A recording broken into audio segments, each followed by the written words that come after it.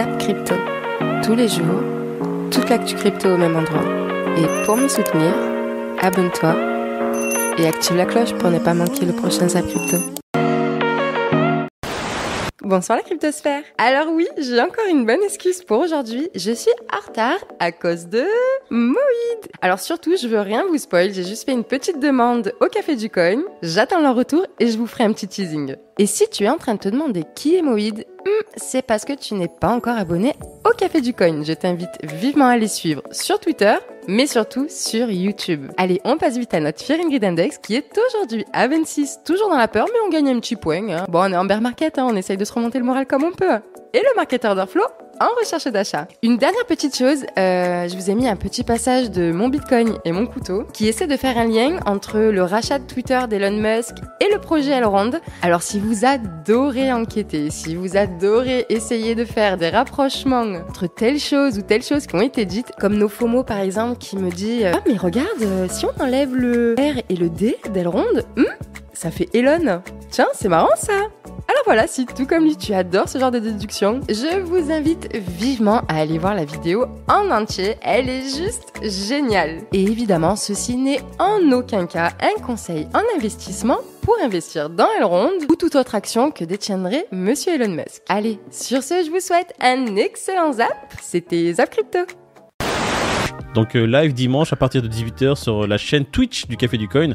Café du Coin avec un K. Et abonnez-vous à la chaîne Twitch parce qu'il n'y a pas assez d'abonnés et vous ne serez pas notifiés si on lance des lives comme ça. C'est demandé si gentiment qu'ils vont s'abonner. Ouais, j'avoue. Et tu le fais vite, hein.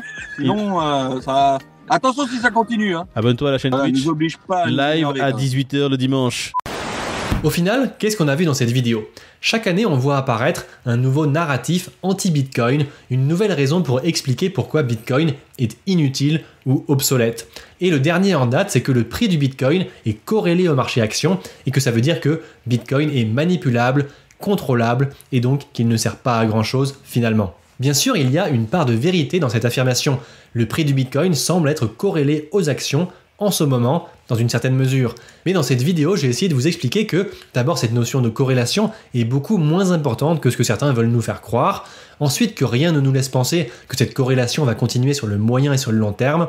Et enfin, que cette corrélation ne change absolument rien à l'utilité principale de Bitcoin. En fait, sur le plan plus général, je pense qu'il vaudrait mieux passer moins de temps à prêter attention aux graphes, aux courbes et aux modèles.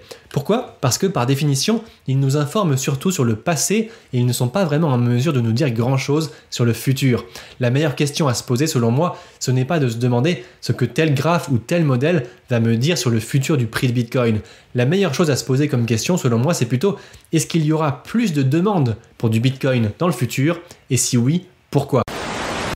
Et Owen, les cryptos, c'est une affaire de liberté financière ou de responsabilité financière ?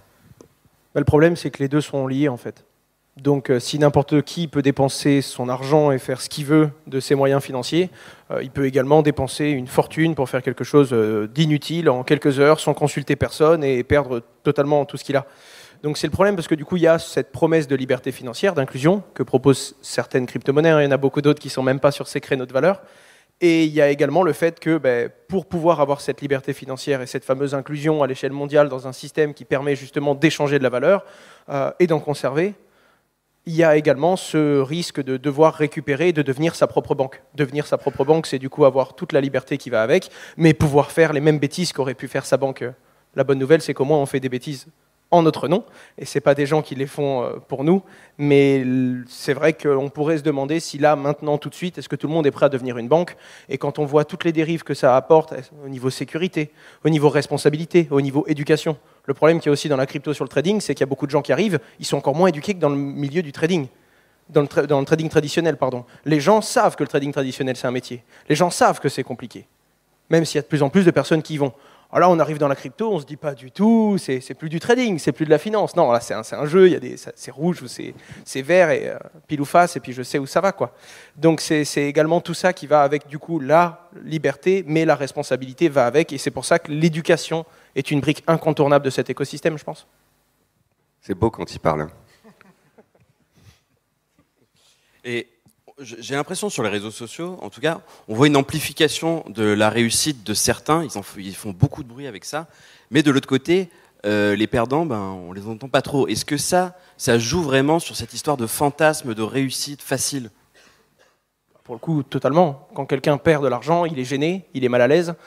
S'il y croyait vraiment, il a fait investir des gens autour de lui. Donc il a fait perdre des gens, souvent des proches, parce que c'est les premières personnes c'est la love money, hein, c'est l'argent qui vient de la famille. Donc naturellement, quand on perd de l'argent, on se fait tout petit, on se met dans un coin et on va cuver tout seul son mal-être, très clairement. Alors que quand on gagne, c'est une preuve de réussite qu'on veut afficher pour convaincre d'autres personnes ou pour dire « Regardez, je vous l'avais dit, je l'ai fait ». Donc pour le coup, il y a une vraie dissonance entre les gagnants et les perdants et on a l'impression qu'il y a autant de gagnants et aussi peu de perdants parce qu'il y a la honte qui vient se mettre entre les deux comportements et qui fait que quand on perd de l'argent, on est dans son coin, on s'enferme et c'est le moment où on a le plus besoin de s'ouvrir parce que c'est le moment où on a besoin d'échanger avec les autres et également de leur dire « Ah, vous avez gagné, ouais, n'oubliez pas que ça se passe comme ça aussi des fois ». Puis je pense qu'il y a aussi des faux gagnants.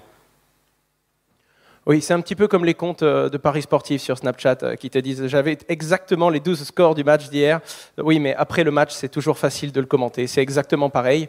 Il y a des gens qui prennent les risques de dire leur position en amont. Le problème, c'est qu'un vrai bon trader, ça va être quelqu'un qui va sur des milliers de transactions avoir un peu plus de transactions gagnantes que perdantes. C'est pas quelqu'un qui va gagner tous ses trades. C'est ce qu'on pense dans la crypto-monnaie. On se dit lui, il nous a fait 3 calls, 3 propositions, 3 positions à prendre. Il en a perdu 2, il est pas bon. Si c'était aussi simple. Mais ouais, du coup, c'est forcément beaucoup plus délicat que ça, quoi. Donc c'est quoi un airdrop ? Un airdrop, rapidement, c'est une distribution gratuite de crypto dans le but parfois de faire la promotion de cette crypto, mais aussi ça peut être pour avoir une répartition beaucoup plus équitable de la crypto en question, de la supply en question. Je m'explique. Habituellement, quand vous lancez un projet crypto, pour répartir la quantité de crypto que vous avez, vous allez tout simplement les vendre. Donc ça, c'est une manière assez simple de faire. C'est les plus riches qui vont tout simplement obtenir le plus de crypto. Vous pouvez évidemment mettre des paliers, évidemment mettre une quantité maximum par utilisateur, mais le truc, c'est que c'est vous qui allez déterminer le prix au départ. Ici, on va parler surtout des airdrops sur le Cosmos Hub et vous allez voir que c'est assez particulier. Car les airdrops se font gratuitement et se font pratiquement sur la totalité de la supply sur certains projets. C'est-à-dire que le projet en question va vous distribuer la totalité des crypto-monnaies qu'il va émettre gratuitement, en tout cas une grosse partie au début qui va vous être donnée gratuitement. Et pourquoi ? Tout simplement pour que ce soit vous qui déterminiez le prix de la crypto et surtout que cette répartition soit le plus équitable possible. Mais évidemment, on ne va pas vous donner des cryptos gratuitement comme ça, il faut quand même respecter certains critères. Heidi qui nous dit félicitations les USA, 31 000 milliards de dollars de dette. Voilà, donc ça commence à piquer, 31 000 milliards, c'est plus que toute la finance mondiale, la bourse mondiale ensemble. Voilà, tout simplement, donc ça pique. Voilà. Cryptos qui nous dit, selon Bloomberg, Elon Musk serait revenu de sa décision, serait finalement sur le point de racheter Twitter pour près de 44 milliards de dollars. Et en réponse, l'action, qu'est-ce qu'elle a fait ? Bim, elle a plus 13%. Normal. Et pas mal de gens sont en train de se poser des questions. Comment est-ce qu'il va pouvoir gérer la problématique de SpaceX, qui est juste une start-up quelque part, la problématique de Twitter qui demande énormément de boulot pour la restructuration, et la problématique de Tesla qui est dans une phase où on l'a vu lors de la dernière publication des chiffres, qui est dans un gros problème au niveau logistique, puisqu'aujourd'hui en théorie ils ont les capacités de produire, mais pas forcément de pouvoir livrer comme ils le voudraient. Donc du coup, il y a beaucoup de choses à gérer et on peut se demander comment ça va se passer. Sans compter qu'en plus, monsieur Elon Musk va devoir trouver un moyen de vendre ses propres titres pour pouvoir financer son rachat de Twitter. Donc inutile de vous préciser que quand vous avez un mec qui vend ses actions et en plus qu'on met en doute ses capacités de management dans l'immédiat, forcément c'est pas super positif pour le titre. Et là-dessus, vous avez un monsieur qui s'appelle Dan Ives, qui est un des méga bulls sur Tesla depuis bien longtemps, qui est en train de se dire que ça risque de mettre la pression quand même à moyen terme sur Tesla, qui est déjà en sacré mauvais état d'un point de vue purement technique. Donc beaucoup de choses qui vont devoir encore être réglées dans cette histoire-là et qui va continuer probablement à nous occuper pas mal ces prochains temps. Et aujourd'hui même, un tweet du compte Elrond Network, le XDR restera dans les mémoires comme plus qu'une simple conférence. Ce sera un tremplin pour la suite. Donc c'est plus qu'une simple conférence. Effectivement, seulement s'il y avait Elon Musk à la conférence pour annoncer des trucs autour de Twitter, pour la liberté d'expression et tout, effectivement, ça resterait dans les mémoires comme quelque chose de ouf, bien plus qu'une simple conférence. Donc ça fait des années que je suis dans la fintech et dans le paiement. Et en fait, je suis rentré un peu dans les cryptos grâce à mes ingénieurs, à mes développeurs qui étaient dans...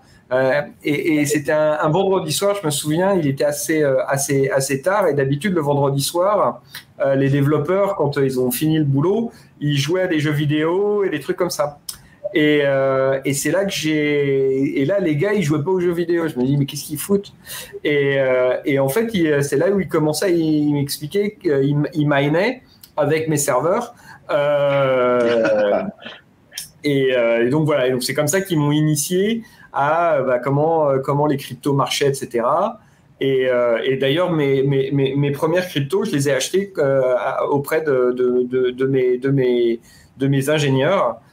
Et donc c'est comme ça que je me suis intéressé à cette technologie et j'ai vu tout de suite qu'elle résolvait deux problèmes que soit moi j'avais, soit mes clients. Il y avait le problème de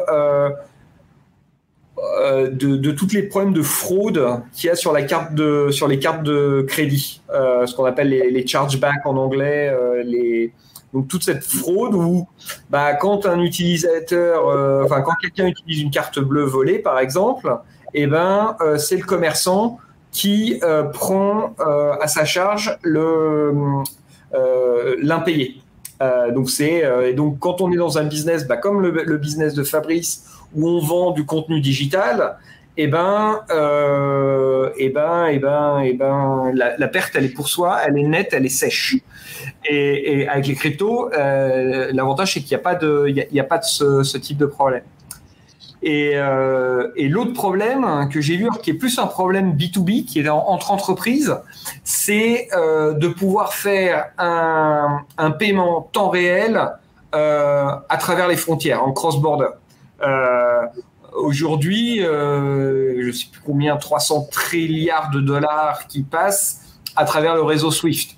Mais le problème de SWIFT, c'est lent, c'est cher et c'est pas transparent. Donc, c'est-à-dire que j'envoie 1 000 € aux États-Unis, et ça va me coûter 50, 100 € plus des frais qui sont pas transparents parce que il y a des banques intermédiaires qui disent tu vois, moi j'ai envie de prendre 10 € là. Et en plus, on n'a aucune idée du taux de change qui va nous être appliqué. Donc là, c'est pochette surprise. Donc voilà, et ça, c'est les deux trucs qui m'ont intéressé dans la crypto comme un moyen de paiement. D'autant que aux États-Unis, on a les réglementations qui arrivent, donc comme le Stable Act, qui va encadrer les stablecoins, donc à les obliger à des audits réguliers, à être bien transparents sur leurs réserves. Et c'est aussi une bonne chose quelque part.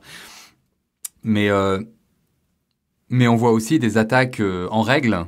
Et ça, je les documente avec vous tous les jours, mais ce sont vraiment des attaques en règle contre la finance décentralisée, à la fois par la SEC, par la CFTC, par le Trésor. Et là, en l'occurrence, on a un article donc assez intéressant, donc dans Cointelegraph. On a 2 avocats qui nous disent que finalement, la SEC et la CFTC, leur objectif, c'est de s'attaquer à Ethereum, donc en gros de s'attaquer à l'immense majorité de la finance décentralisée. On a vu leurs arguments. Pour le moment, ils essayent de trouver un angle d'attaque. Bon, le Trésor s'est attaqué à Tornado Cash en les interdisant. Là, il a même pas pris de pincette. La SEC, elle, essaye à la fois de considérer que le fait de faire du staking, c'est de faire du prêt-emprunt, c'est-à-dire de prêter ses tokens pour obtenir des revenus en échange. En soi, c'est pas une aberration, mais il faut le prouver juridiquement, il faut savoir l'établir, le faire rentrer dans leur case toujours. Parce qu'au lieu de faire vouloir évoluer leur fameux OE test et qu'ils utilisent pour chacune des actifs financiers, il ferait bien d'en créer une de toutes pièces, comme on a fait nous par exemple en France et en Europe d'ailleurs. Mais non, eux ils veulent faire rentrer les cryptos dans leur case. Je suis pas certain que ce soit, par exemple avec Ripple, ils sont sur le point de ne pas y arriver.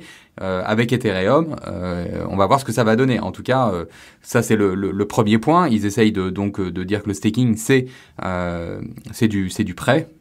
Et ils essayent aussi de dire que depuis le proof of stake, vu que la majorité des validateurs, et encore ça s'est approuvé, mais la majorité des validateurs sont basés aux US, le réseau Ethereum est est un réseau US. Alors après, il va falloir déterminer si, par exemple, les Européens seront d'accord d'être soumis à la réglementation US si jamais les États-Unis considèrent que c'est un réseau américain. Je vois pas trop comment ça va se passer. Ou alors ça s'appliquera d'office à les règles de la SEC, j'entends. On s'appliqueront directement à Ethereum. Et alors, qu'est-ce que ça pourrait vouloir dire? Bon, déjà, si jamais on a une attaque en règle, enfin, si jamais ils décident de poursuivre, tout simplement Ethereum, donc les fondateurs d'Ethereum, alors ça serait Ethereum Foundation, ça serait Vitalik Buterin. S'ils décident de poursuivre ces personnes-là, bon, déjà, ça serait dramatique pour Ethereum, parce que le prix s'effondrerait immédiatement. On reste aux USA avec Coinbase qui se dit très favorable à l'octroi d'une compétence exclusive à la CFTC sur les cryptos. À savoir que depuis plusieurs années, il y a un gros débat pour savoir qui de la SEC ou de la CFTC sera chargé de surveiller le secteur des cryptos. Et si ces termes vous semblent un petit peu flous, je vous rappelle que la SEC est la commission chargée d'encadrer les securities, que l'on peut traduire en français par les actifs financiers, et la CFTC est la commission qui est chargée d'encadrer les commodities, que l'on peut traduire en français par les matières premières. Et dernièrement, on a eu 2 projets de loi proposés à la Chambre des représentants et au Sénat qui donneraient à la CFTC ce qu'ils appellent une autorité ponctuelle, ce qui signifierait que la CFTC superviserait les échanges en temps réel sur les places d'échange crypto. Et donc Coinbase, par la voix de sa responsable de la politique américaine Cara Calvert, s'est montré très favorable à ces 2 projets de loi. Reste maintenant à savoir si le travail de lobbying des acteurs crypto parviendra à faire pencher la balance pour que la CFTC prenne les rênes de la régulation des cryptos, ce qui écarterait la SEC qui, je vous le rappelle, se montre de plus en plus restrictive pour le secteur des cryptos, car elle considère que la majorité des cryptos sont des actifs financiers, ce qui entraînerait une grande complexité dans l'écosystème dont l'innovation pourrait être freinée par une réglementation trop stricte. Dernière petite news. Il faudra pas l'omettre et on arrêtera la vidéo là-dessus. Juste avant, je vous parlerai de Dodo et de CD Projekt. Guerre en Ukraine, la Russie préparait un essai nucléaire à la frontière ukrainienne. Ces news-là ne sont bien évidemment que du FUD, ce sont des rumeurs plus ou moins avérées, plus ou moins probables, plus ou moins tout ce que vous voulez. Donc le marché tendra à pricer cette rumeur-là. C'est lorsque Biden commencera, comme il avait agité le drapeau, en fait, il y a quelques semaines ou 3 semaines avant, éviter l'annexion, enfin le passage en Ukraine des forces russes qui étaient positionnées en Biélorussie à leurs frontières. Donc Biden, ça faisait 3 mois, il disait l'invasion est imminente, elle vient imminente. On était en pleine élection présidentielle, rappelez-vous, pour un 2e mandat pour Emmanuel Macron à ce moment-là, qui a été conclu. On n'y croyait pas trop, rappelez-vous. Et beaucoup de nos politiques, et plutôt côté extrême, je mets ma main à couper que la Russie n'a aucun intérêt à envahir l'Ukraine ou à rentrer en guerre contre l'Ukraine, donc ça se fera pas.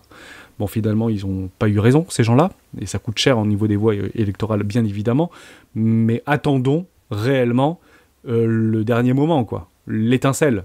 C'est vraiment Biden qui doit, avec la CIA, avec ses services secrets, eux le seront, et je pense qu'il y aura beaucoup d'allusions. Et c'était pas vraiment des allusions pour le coup au mois de février 2022, rappelez-vous, c'était plutôt une échéance, enfin c'était inévitable. Et actuellement, c'est pas du tout inévitable. Aujourd'hui, l'utilisation des armes tactiques nucléaires est évitable. Donc, techniquement pas pris par le marché. Il faut le savoir. Ok ? Super important par rapport à ça. Donc il s'est rien passé au niveau actualité en début de semaine. Par contre, jeudi, vendredi, ça va s'accélérer. Aujourd'hui, inscription aux allocations chômage, avec demain le taux de chômage et les demandeurs d'emploi aux États-Unis. C'est là qu'on voit le côté horrible des marchés financiers, c'est que tout simplement les marchés financiers, je vous le dis, par rapport à la Fed 1er 2 novembre, les marchés financiers espèrent tout simplement une explosion du chômage. Ils espèrent que les inscriptions aux allocations chômage vont exploser et que le taux de chômage va progresser tout simplement. Le côté un peu horrible des marchés financiers qui est sans pitié. Et donc il suffit qu'il y ait des bonnes statistiques des inscriptions et après normalement ça se verra dans le taux de chômage demain. Mais en tous les cas ces statistiques vont être très attendues et feront bouger le marché pour sûr. Alors hier on a quand même eu un indicateur qui est l'indice JOLT. C'est en fait la compilation de toutes les offres d'emploi disponibles. Et les offres d'emploi ont diminué de 10% d'un mois sur l'autre. Alors, soit beaucoup de gens se sont fait embaucher, donc on n'a plus besoin de laisser les annonces, ou alors les entreprises n'ont plus besoin d'embaucher. Et c'est ça que le marché pense, c'est que si le Jolt a chuté de 10%, c'est que d'un seul coup les entreprises se rendent compte qu'elles ont besoin de beaucoup moins de monde, parce que les commandes chutent, parce que le pouvoir d'achat des ménages baisse, et que c'est pas le moment de renforcer les effectifs. Donc on verra avec ADP si les entreprises ont effectivement ou non renforcé ou carrément laissé inchanger leurs effectifs. C'est un bon préalable bien sûr au NFP, c'est-à-dire l'indice des créations d'emplois et du chômage attendu vendredi. De ce côté, on a aussi le 2XY, l'indice du dollar qui est en train de retomber. Comme on le sait, lorsque l'indice rechute, alors les marchés ont tendance à remonter. Et si vous pouvez voir qu'on vient de voir un retracement assez important de ce côté sur l'indice du dollar, déjà redescendu de 4% à partir de son sommet. Attention, par contre, ici on se trouve toujours à un niveau qui est historiquement toujours haut sur cet indice, et on pourrait d'ailleurs le voir continuer son ascension, et surtout ceci en sachant que les taux d'intérêt pourraient continuer à augmenter. Donc quoi qu'il en soit, on va garder un œil attentif sur tout ceci. Sinon, je vous avais posé une question aussi. Est-ce que vous pensez qu'un jour on refera un ATH sur BTC? Et vous avez été, je crois, largement majoritaire à dire oui. On est assez d'accord là-dessus, honnêtement. Mais si je peux me permettre d'apporter mon expérience, quand on était là, vraiment, je m'en souviens comme si c'était hier, il y avait Michael Saylor qui avait fait une AT où il avait fait un trait comme ça, en gros. Vraiment. Tout le monde était extrêmement bullish ici. Je l'étais pas parce que on travaillait beaucoup au niveau. Et vraiment, les gens étaient, putain, regardez ce niveau, il marche trop bien, on l'achète. C'était vraiment ça, mais vraiment, hein, je vous jure. Hein. Et les gens étaient très bullish. Et puis, on a nettoyé le marché en 2-3 bougies. Et ici, quand tu posais la question aux gens, est-ce que vous pensez qu'on fera un ATH? Il y en a beaucoup qui doutaient. Qui disaient, non, là, c'est quand même beaucoup. Enfin, c'était vraiment une bulle, on était à 20K, on est plus qu'à 3, enfin, c'est qu'il y a une raison. Ça descend, c'est parce qu'il y a une raison. On fera pas l'ATH. On va remonter sans doute, peut-être revenir à 6000, peut-être un peu au-dessus, et on ne fera pas la tâche. Bon, la tâche, on l'a évidemment explosé. Et actuellement, on est dans une psychologie où les gens sont encore très confiants. Les gens sont sûrs qu'on refera un ATH un jour. Parce que ça fait que 1 an qu'on a fait un top. Et qu'on n'est pas encore à moins 80%. On a fait un moins 70, ce qui est beaucoup, moins 75 même quasiment. Et je pense, alors c'est pas obligatoire, mais je pense vraiment que, je zoome un petit peu, mais que si on revient dans des zones un peu plus basses, et qu'on y reste, qu'on range, qu'on fait qu'on commence à remonter, qu'on fait un léger plus bas, qu'on range, qu'on fait des trucs, là-dedans, tu auras des gens qui vont te dire ah non mais c'est Bitcoin, c'est fini. J'y ai cru, mais c'est fini. C'est évident. C'est évident, on a fait moins 85%, et on pourra jamais remonter. Tu vois, et on n'a pas trop cette psycho actuellement. Et je pense qu'il nous faudrait malheureusement une cassure par le bas pour avoir cette psycho assez négative dans la tête des gens et pour les faire vendre en fait. Parce que souvenez-vous, les gens en vendent là, et les gens rachètent là. Tu vois ce que je veux dire? Donc ça doit arriver. On a le temps, le halving est dans un certain temps. Franchement, on a vraiment le temps. Moi je pense vraiment, même si on fait un petit plus haut ici, qu'on peut largement revenir refaire un plus bas et creuser petit à petit, et pourquoi pas repartir, faire un truc comme ça pour repartir vraiment dans beaucoup plus longtemps. Donc je pense maintenant qu'on fera un plus bas. Moi, j'ai identifié une réaccumulation. Ether sur le long terme contre BTC étant bullish. L'objectif de Ether contre BTC est d'aller faire des plus hauts. Cette charte, elle est vouée en monthly, elle est vouée à long terme à monter. Okay, pourquoi? Parce qu'on fait des creux de plus en plus hauts et des pics de plus en plus hauts. Donc, c'est bullish. Okay, on peut s'attendre à ça à l'avenir. Pour l'instant, tant que le marché n'est pas retourné, l'analyse technique me dit ça pragmatiquement. Alors, on passe en weekly. Donc en weekly, c'est une réaccumulation. Je vais repasser rapidement, mais tac, tac, tac, on fait un genre de W qui emballe tout le monde. Hop, on repart à l'inverse. On vient chasser sous le range ici. Tout le monde crie à la cassure et ça y est, on s'en va plus bas. Eh ben non, on se retourne pour des concepts de week-off. Et là, on est en train de buter sur le merge. On est en train de retest. Ok. Donc qu'est-ce qu'on identifie? SC, AR, ST, break. STB, donc on vient chasser, et souvent derrière on a un spring. Alors souvent, pas tout le temps, ça dépend, c'est pas un pattern week-off, je le répète souvent, ça dépend de la psychologie, ok, c'est pour à peu près schématiser qu'est-ce qui se passe dans le transfert main forte, main faible. Christie's lance la première plateforme d'enchères au monde reposant sur la blockchain. Ça, c'est grosse news. Grosse news parce que ces sociétés vont rentrer dedans de plus en plus. Ce qui fait plaisir aussi, moi, c'est Christie's, en étant dans la blockchain, évidemment, ça c'est important, hein, ce qu'elle fait hein, sur Ethereum, elle va rentrer, elle va faire tout son business. Elle accepte la crypto-monnaie, évidemment, pour les paiements chez elle. C'est quelque chose qui va tout doucement se faire gentiment. Parce que pour l'instant, dans le monde de l'art, alors il y a tout un monde de l'art, le côté NFT, etc., qui eux sont dans un monde de la crypto-monnaie à fond la caisse, mais c'est pas le monde le plus important pour l'instant, hein. Les NFT c'est très bien pour nous parce qu'on adore ça, c'est notre système, c'est notre monde à nous, notre petit univers, mais il y a d'autres univers hein, en parallèle de ça, et l'autre univers c'est l'antiquité classique, c'est l'art classique, le monde moderne classique qui ne connaît même pas les NFT, ne sait même pas ce que c'est, ça les intéresse pas, hein. Mais comme Christie va faire le pont entre tout ça, à partir du moment où ils acceptent les cryptos, j'ai déjà entendu moi des marchands ça demande de dire tiens, crypto-monnaie c'est quoi, ils acceptent maintenant le bitcoin, ils acceptent des crypto-monnaies pour être payés, vous voyez, tout doucement ça va nous aider, ça va nous aider, et c'est quand même un monde très très intéressant dans lequel il se passe énormément de choses. Déjà en NFT, ils sont déjà rentrés avec Ethereum NFT, avec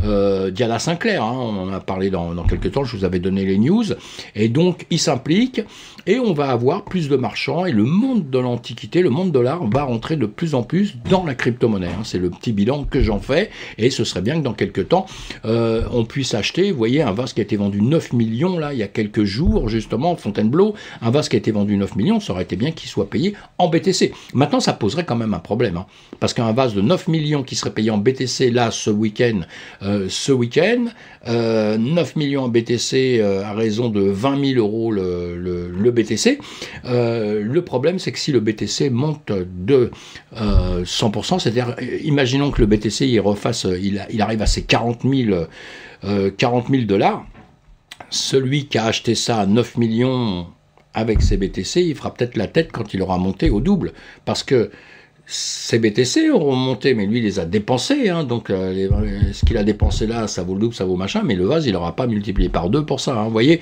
il y a tout un travail à faire là-dessus quand même, hein. On va être forcé de cogiter un peu tout ça, et la volatilité, encore une fois, ça a du bon, et ça a aussi du mauvais, ça peut empêcher aussi beaucoup de choses, et pour l'instant ça peut déséquilibrer un petit peu tout notre système, hein. Il y aura des gagnants et il y aura des perdants, on l'a bien compris. Connaissez-vous cet homme? Évidemment, le docteur Disrespect, le mec qui s'est fait ban de partout. Et ben en fait, il a fait son projet. Blockchain Play to Earn en fait. Ça s'appelle Dead Drop. C'est fait par le collectif Midnight Society dans lequel il est.